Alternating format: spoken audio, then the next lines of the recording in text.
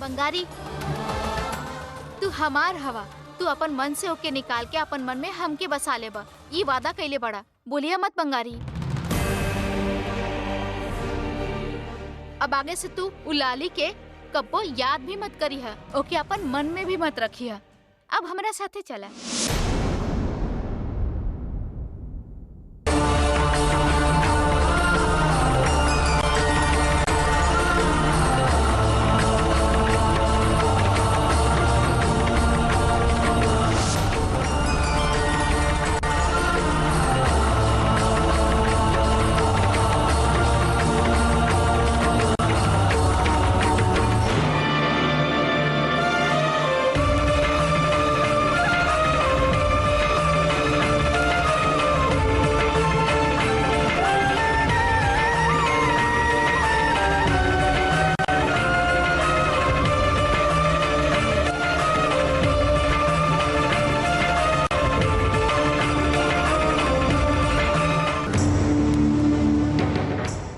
काहे सुंदरी माई ऐसन कैली?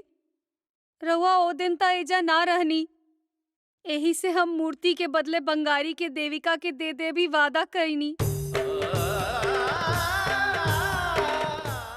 लेकिन रउआ कैसे एजा वापस आ गईनी? सुंदरी माई हमरा से कोनो खेल खेल रहल बानी का? बंगारी के हमरा से काहे छीन लेनी? हमरा के काहे इतना दुख देत बानी?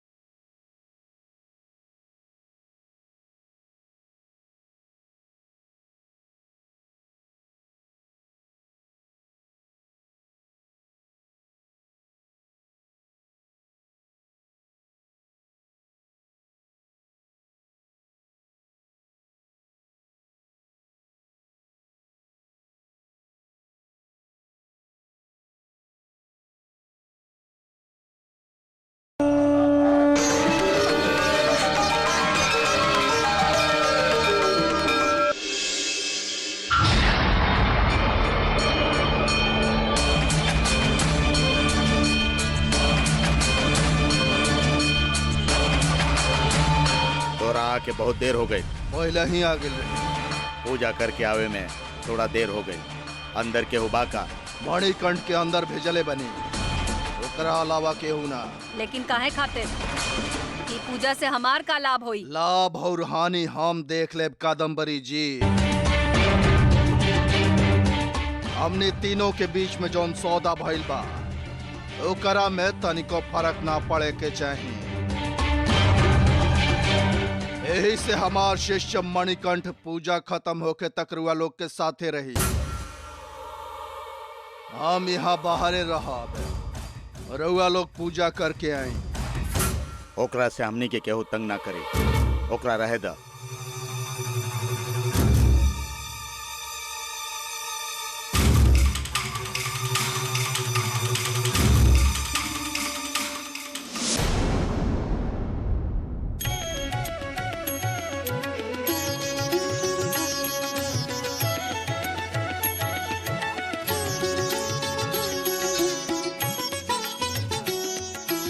मास्टरनी जी,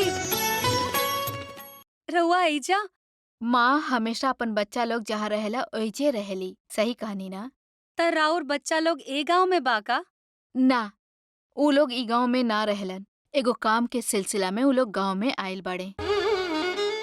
लेकिन ऊ काम उ लोग से ना भइल, यही से हमके एहिजा ई गांव में बोलौले बड़े और अपन बच्चा लोग के सही समय पे मदद कइल त एगो माँ के फर्ज है ना, यही से आइल बानी। रहुआ अपन बच्चा लोग से बहुत प्यार करेनी मास्टरनी जी, लेकिन ये भी सच बा। रहुआ जैसन कहले रही वही सब करे खातिर हम गांव में आइल बानी, लेकिन हमरा तकलीफ हो रहल बा।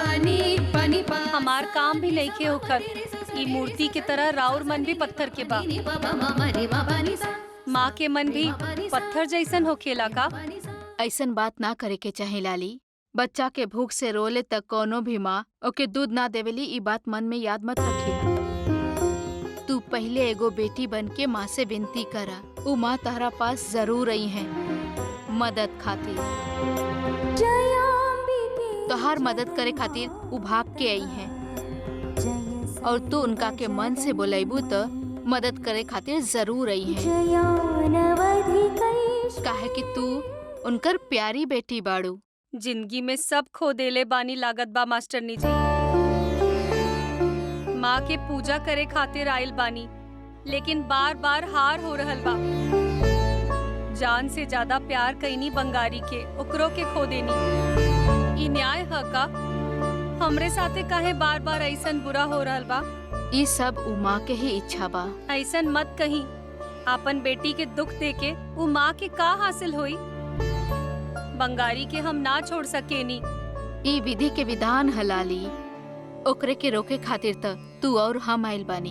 हम माँ के भरोसा से आइल बानी, विधि के भरोसा से ना। तोहर भरोसा कैला से त ऊ माँ तोहर सब इच्छा के जरूर पूरा करी है।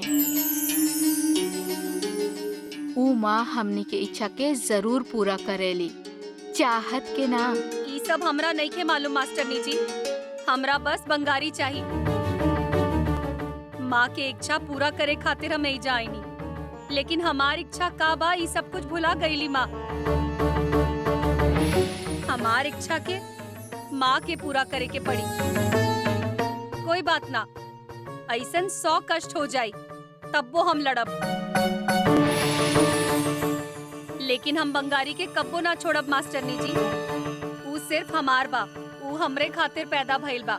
अभी तह के मिलल ई जिंदगी तहार ना बा, तो हर ई जान ही दूसरा के बा। फिर काहे तू इतना सब कुछ मांगा तारू? ना चाहिए हमरा ऐसन जिंदगी, जैसन चाहतनी वैसे नहीं के मिलल, वापस ले ली। उनकर इच्छा पूरा करे खातिर हम जान दे देनी, जिंदगी वो देले बाड़ी। लेकिन जिंदगी कैसे जिए के बा, ई बात के फैसला हम करब, हमार इच्छा से होई।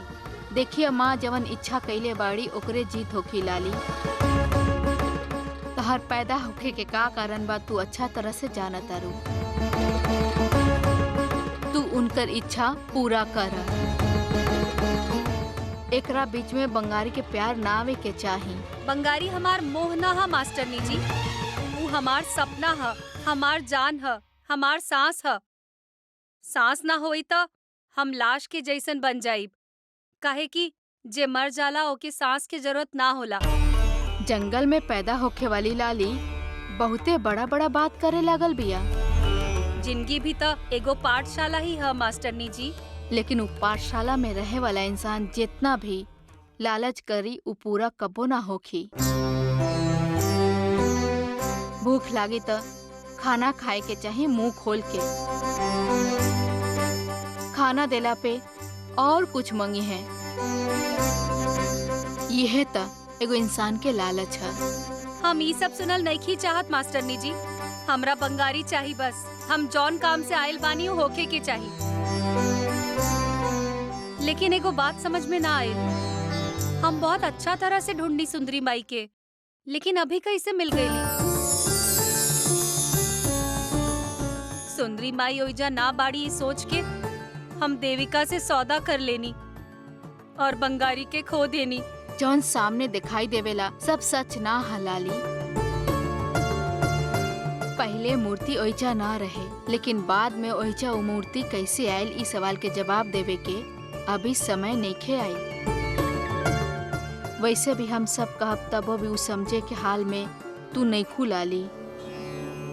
सही समय पे तोहके सब जवाब मिल जाई। ठीक बा मास्टरनी जी, हम रउआ से कोनो सवाल ना करब। अब का करे के बा बताई। ई मूर्ति के आए वाला पूर्णिमा के दिन पूजा जरूर करी है। तोहके बस इतने ही काम करे के बा। बस तू पूजा अच्छा तरह से करा दा त ई तहार जीत ना हा। पूजा ना करा सकबू तबो भी तहार हार ना होखी। बस तोहके देहल काम करल ही तोहरा खातिर जिम्मेदारी बा। ठीक बा, अब हमके अपन काम करे खातिर जाए के पड़ी। चल तानी।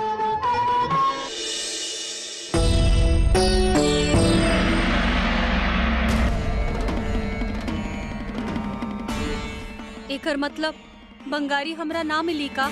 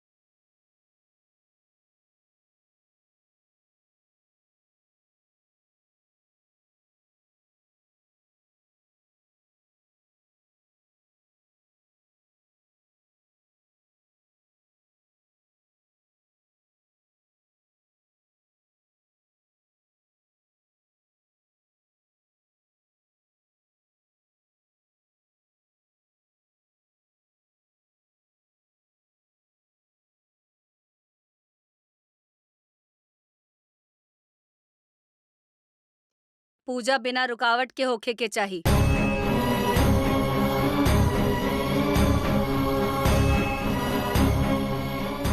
राउर काम में कौनो रुकावट ना आई, जिम्मेदारी हमार बा।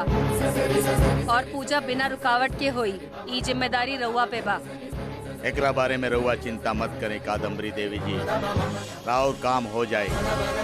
राउर काम पूरा होते हमार काम शुरू हो जाए। हमनी के बीच में जौन सौदा भइल बा ऊ रउआ भुलाई मत। ऊ भुलाए वाला बात ना ह। काम शुरू करी।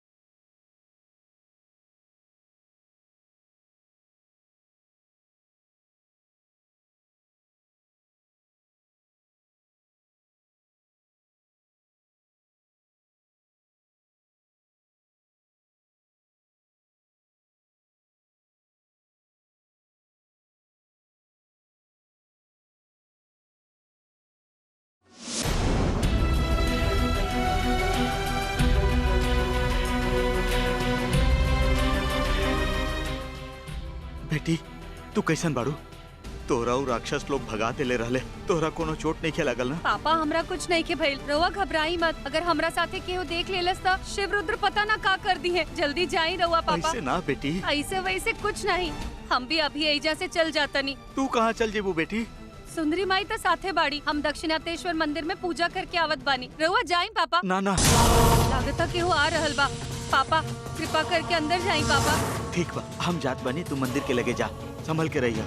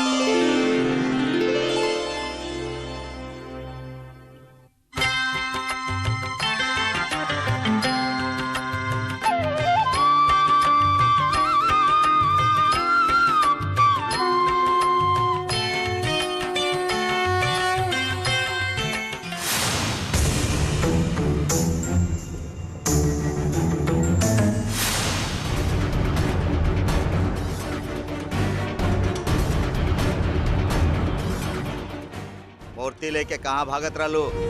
ये तुम्हार बाप के संपत्ति बाकी ले जात रहलू। ई ठीक बा कि हमार बाप के संपत्ति ना ह, राउर बाप के संपत्ति ह। लाली चिल्लाई मत। ई हमार चक्रपुरी के सुंदरी माई हई, इनकरा के हम ही अरिहंतपुर में लाइल बानी। रउआ और राउर बेटी हमरा से, हमार सुंदरी माई के हमरा से छीन के आपन अधिकार जता रहल बानी। बेकार के बात करके हमरा गुस्सा मत दिवावा। चुपचाप मूर्ति हमरा दे दा। हम मर जाइब लेकिन सुंदरी माई के कब्बो ना देब। ठीक बा, तोहरा मरे के ही पड़ी। अगर यह सुंदरी माई की इच्छा बाता मार दी। जिद करके अपन जान के दुश्मन मत बना लाली। ये मूर्ति पावे खातिर हम तुहार जान भी ले सकत बानी। ये सिर्फ हमार मूर्ति बा।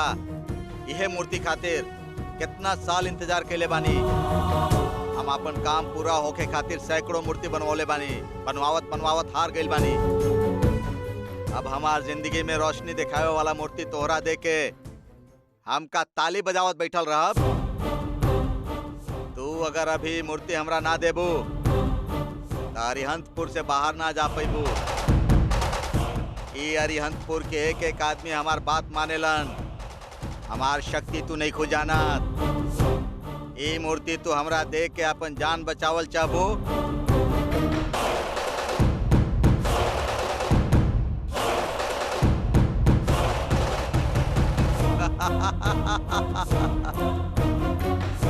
अब बोला, मूर्ति तू हमरा देल चाहबू या मरल चाहबू?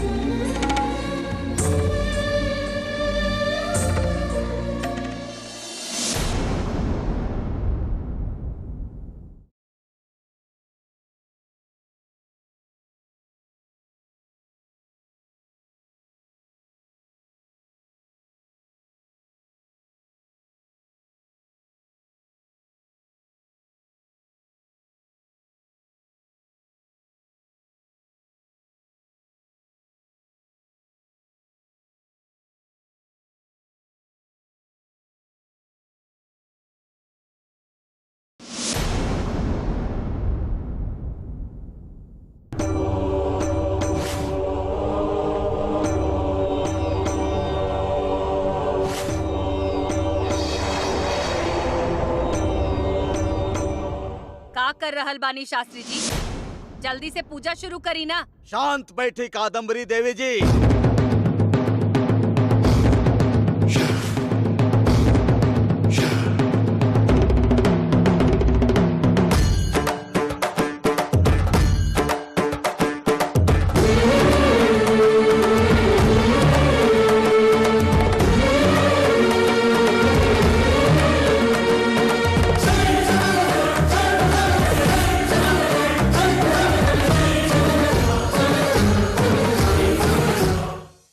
कब से हम सुन रहल बानी पूजा करी कह रहल बानी रउआ। हमरा पर हुकुम चलावत बानी का? ई हुकुम ना है, जल्दबाजी है।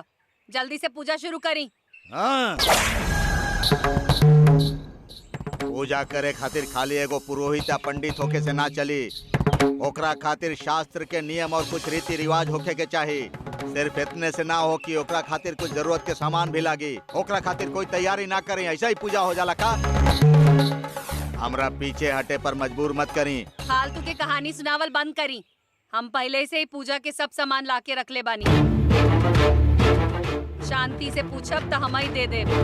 रउआ खुदे जाके ढूंढत बानी, पूछे पर चिल्लात बानी। ई सब यहाँ ना चली। जवाब देवे खातिर हमरा पास भी जबान बा। राउर पूजा में का सामान चाहिए हमरा से मांगी, हम लाके दे। पूजा करे खातिर पूजा के सामान की जरूरत नहीं है। आरती के थाली ना चाहिए। अभिषेक करे खातिर घी, दूध, दही, चावल, मक्खन ये सब ना चाहिए। आम के पल्लो ना चाहिए। हल्दी चंदन ना चाहिए। और माता के सामान्य पूजा के तरह फूल भी ना चाहिए हमरा। ये सब सामग्री से पूजा ना होके। अगर ये सब सामान देवे के बा तो रउए पूजा कर ली। बस इतना ही कि और कुछ चाहिए? पूजा के बारे में रउओ ना हमऊ जानत बानी। हमऊ पूजा कैले बानी। कितना पूजा हवन यज्ञ हमऊ करवैले बानी। कौन पूजा खातिर का चाहिए हमरो मालूम बा।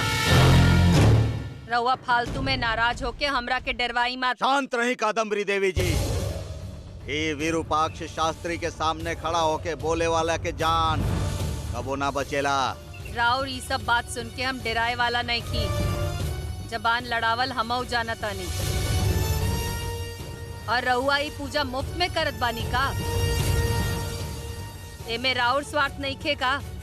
रउआ मूर्ति चाहिए। ई मूर्ति खातिर हमार मदद आज ही कर रहल बानी बस। रउआ एजा मुफ्त में काम करे नहीं खियाइल, ई समझ ली।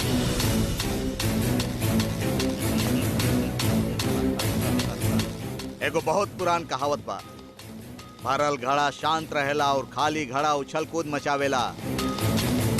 रउआ साथे अभी तर्क करके हम अपन कीमती समय बर्बाद नहीं की कल चाहत। और पूजा खत्म करके हम यहाँ से मूर्ति लेके चक्रपुरी चल जाये। ओकरा बाद राउर हमार संबंध खत्म हो जाये। हमार काम कैले के बाद रउआ कुछ भी करी। पहले पूजा करके सांप निवारण करके खजाना मिले के रास्ता निकाली। ई काम खातिर हम रउआ पे भरोसा करके बहुत बड़ जिम्मेदारी देले बानी। अगर रउआ धोखा देवल चाहत बानी तब राउर सिर काट के फेंक देब हम। ऐसन हाल कर देब कि राउर नाम चक्रपुरी में भी केहू के याद न रही। हमार काम काबा हम जानत बानी। बार बार याद दिवावे के कोशिश मत करी। गरुड़ मंत्र के जाप करे के मतलब 5000 सांप के यहाँ से बाहर निकाले के बाद। मणिकंठ, पूजा के सामग्री लेके जल्दी से अंदर आवा।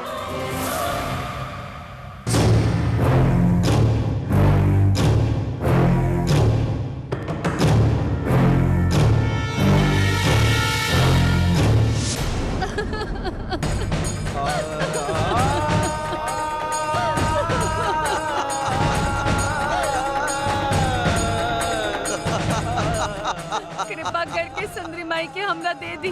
पूजा करे के बा, ओकरा बाद हम खुद सुंदरी माई के रउआ के सौंप देब। हमरा और पैर पकड़तानी, कृपा करके मूर्ति दे दी। पूजा करे के बा, हम वे पूजा कैल चाहत बानी। ये पूर्णिमा के पहले एगो कार्य होखल बाकी बा, वही से ये पूजा हमरा करे के बा। चल हमार पैर छोड़ा। रउआ अपन बेटी समझ के सुंदरी माई दे दी। सुंदरी माई के काम पूरा करे के बा, कृपा करके मूर्ति दे दी। रामकृष्ण। जी मालिक।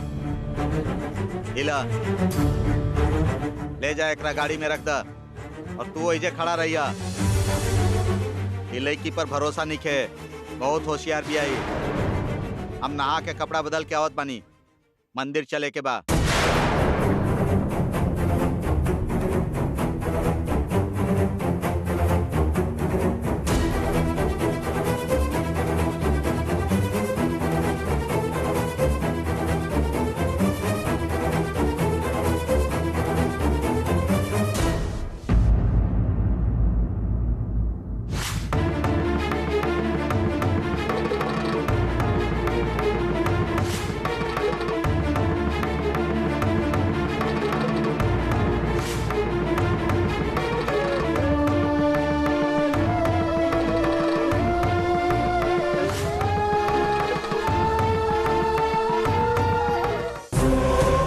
मदन, मूर्ति मिल गई बा, हम सीधा मंदिर में मिलब। कादम्बरी से कह दिया।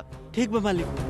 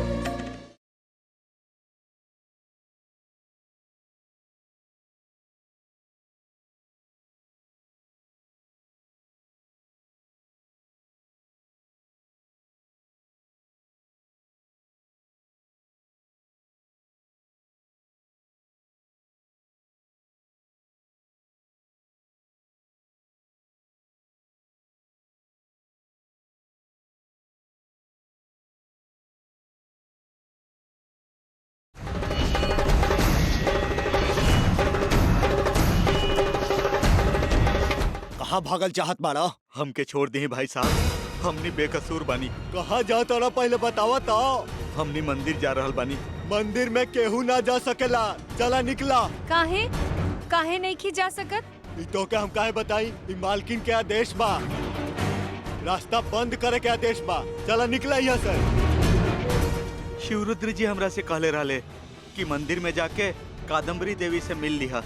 रुद्र साहब कहस चाहे उनका बाप कहस, मंदिर में ना जा सकेला। एक बात सुनी,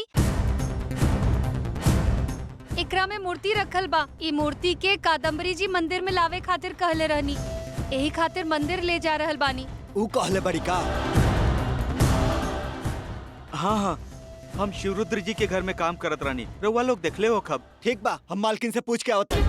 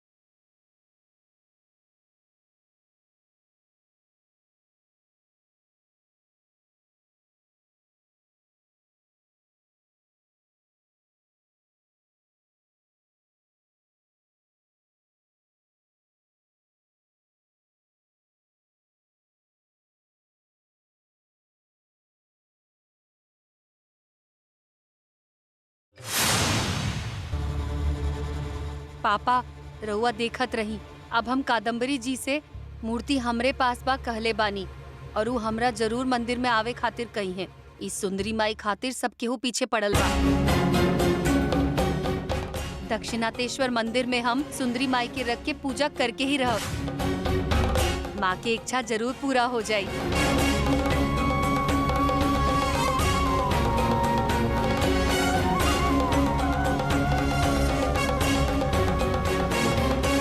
विरूपाक्ष, पूजा रोक के बाहर आ जा। तहार पूजा करे वाला मूर्ति उना हा, जौन मूर्ति के पूजा करे के बाद दोसर मूर्ति हा।